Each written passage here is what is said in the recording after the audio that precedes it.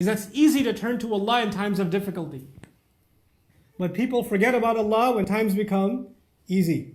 And if someone can turn to Allah when times become good, when they turn in sajda to Allah, when all the doors of the world have been opened up, when the gifts have been opened up, and then you turn to Allah, that is the best position you're in to get the sins forgiven.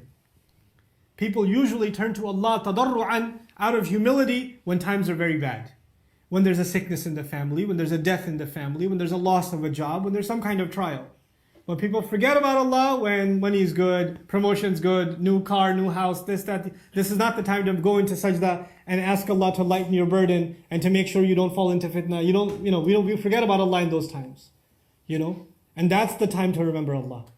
And when people remind you of Allah in those times, you're like, man, come on, just let me just have some fun. Seriously? Right now you're going to give me a khutbah? It's not even Friday. So you don't want to hear it at that time because you want to enjoy yourself too much. That's the time to remember Allah. And Allah says, and that, by the way, is not a small thing.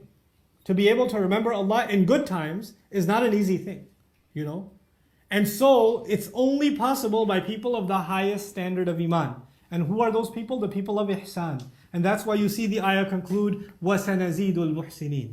And we will increase those who excel. Because there's Muslimin, there's Mu'mineen, and there's Muhsineen. People who can remember Allah in that state are Muhsineen.